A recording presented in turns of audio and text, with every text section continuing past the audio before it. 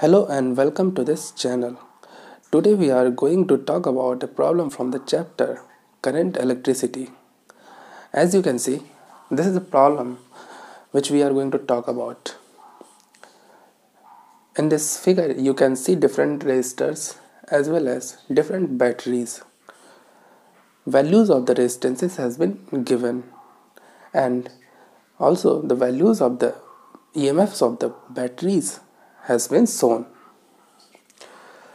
Let's see what do we need to find out here.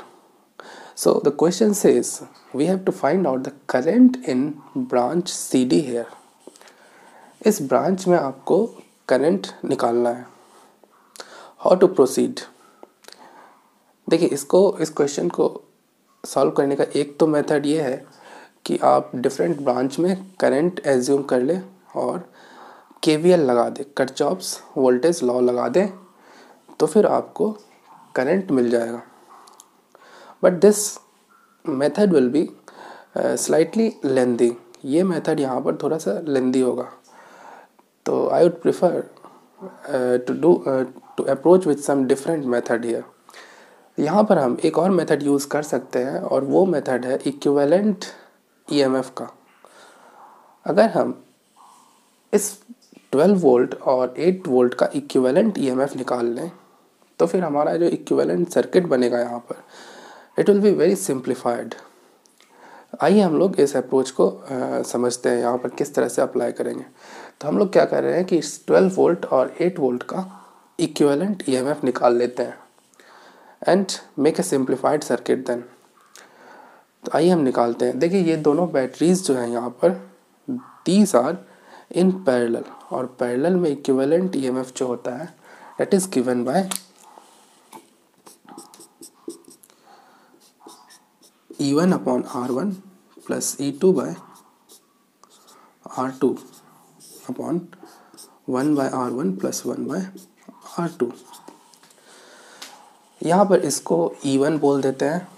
Let's call it E1 and this is R1. इसको E2 बोल देते हैं. Let's call it R2.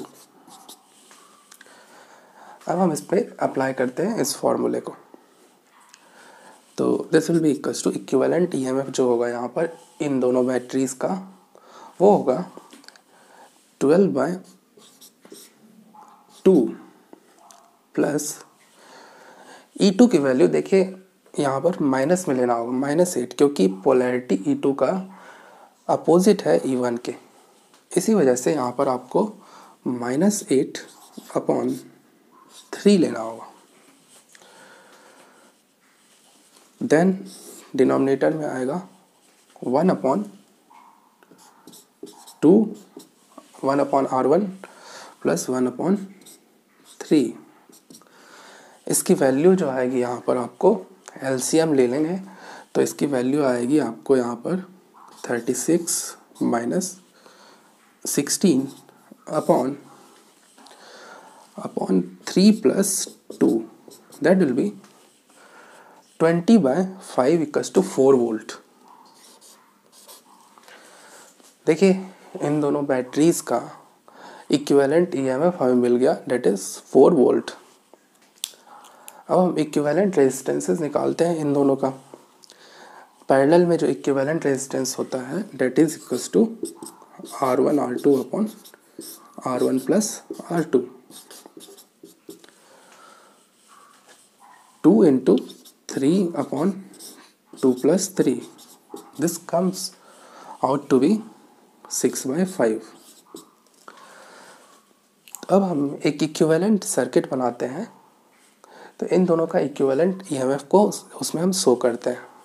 तो equivalent EMF जो होगा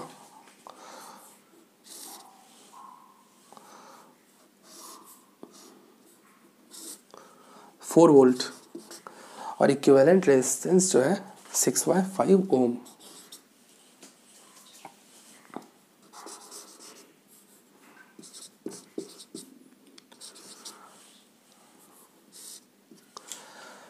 तो इन दोनों के इक्विवेलेंट बैटरी को हम कनेक्ट करेंगे किसके अक्रॉस C और D के अक्रॉस. तो let's make c and D.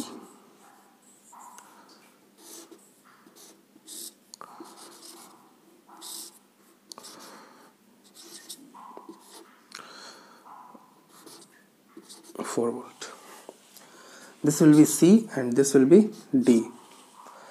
C d के अक्रॉस हम इन दोनों के इक्विवेलेंट को कनेक्ट करते हैं।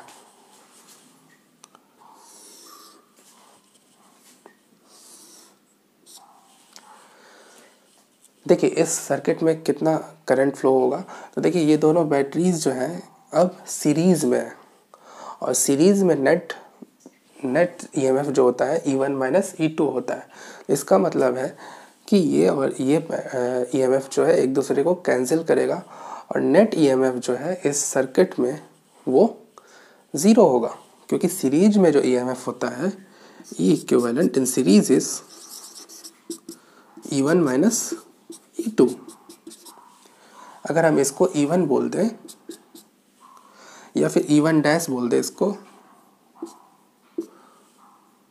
और इसको E2 डैश, तो सीरीज में जो इक्विवेलेंट ईएमएफ होता है, ये दोनों सीरीज में है बैटरी इस लूप में, तो फिर सीरीज में जो ईएमएफ होता है E1 dash minus E2 dash होगा, दोनों का डिफरेंस होता है। तो क्योंकि यहाँ पर ये दोनों इक्वल है, तो यहाँ पर 4 माइनस 4 इक्वल्स टू 0 वोल्ट, और नेट ईएमएफ क्योंकि ज़ीरो है इस लूप में, इसलिए नेट करंट इस लूप में क्या हो जाएगा, ज़ीरो। आई का जो वैल्यू हो जाएगा डेट विल बी ज़ीरो। तो इस ब्रांच सी डी से यहाँ पर कोई भी करंट फ्लो नहीं होगा।